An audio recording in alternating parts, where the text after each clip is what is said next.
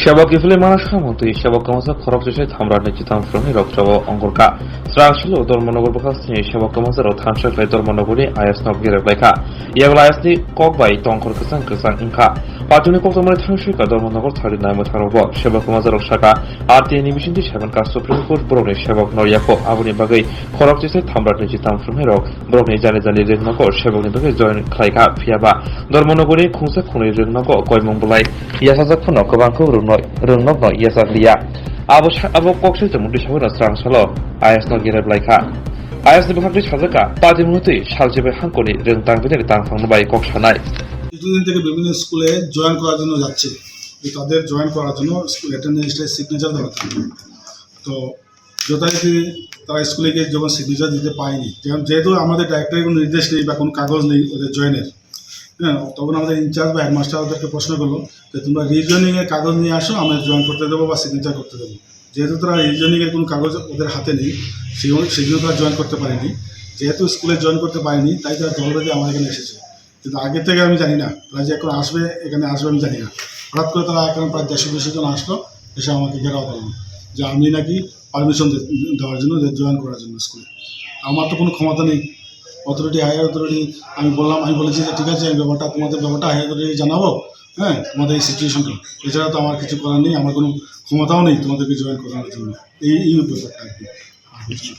আপনাদেরকে কি আশ্বাস দিলেন কি আশ্বস্ত করলেন ওদের আমি বলেছি আমি ডাইরেক্টর ম্যাডামকে জানাবো আজকে যে সিচুয়েশনটা আমার এখানে অফিসে ঘেরাও হয়েছে আমি জানাবো যে ম্যাডাম এই ব্যাপার এই জন্য তারা এসেছে তারা স্কুলে দিয়েছে স্কুল থেকে আমার এখানে আসার পর বললো তারা স্কুলকে জয়েন করার জন্য সিগনেচার দেওয়ার জন্য আমি বললাম যে আমার তো কিছু করার নেই একটা ডাইরেক্টর ম্যাডাম যদি পারমিশন দেয় আপনাদেরকে পারমিশনের কোনো কাগজ থাকে তাহলে আপনারা জয়েন করতে পারবেন নতুবা আমার পক্ষে তো আপনাকে অ্যাটেন্ডেন্সের সিগনেচার দেওয়ার ক্ষমতা নেই আমি যেহেতু বলতে পারবো না সিগনেচার দেওয়ার জন্য হঠাৎ করে তারা আসলো হুট করে তারা এতজন লোক আসলো আমার এখানে প্রায় 150-200 জন আসলো আমি আগে থেকে কোনো কিছুই জানি না আমিও দেখা হতভম্ব হয়ে গেলাম যে এত মানুষ কেন বাধ্য আমি আজকে এখানে আইএস অফিসে এসেছি আপনারা জানেন যে আমরা বিগত 2 বছর থেকে বেতন পাচ্ছি না এবং কিছুদিন আগে আমরা সুপ্রিম কোর্টের মধ্যে একটা আরটিআই করেছিলাম এবং ওই আরটিআই মূলে আমরা জানতে পেরেছি যে এসএলপি মূলে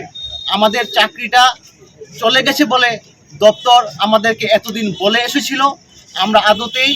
ওই এসএলপি মূলের কোনো পার্টি না তো গত 12 তারিখ সারা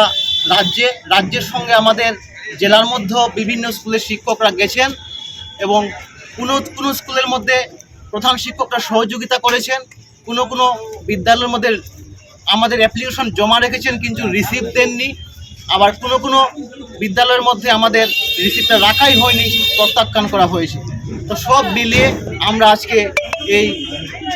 আইএস স্যারের এখানে এসেছিলাম আমাদের দাবি নিয়ে এবং স্যার আমাদের কথাগুলো শুনেছেন এবং স্যার আমাদেরকে আশ্বস্ত করেছেন যে স্যার আজকেই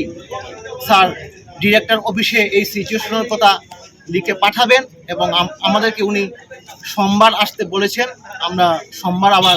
আসবো এসে কি বিষয় এবং কি হলো তা জেনে যাব।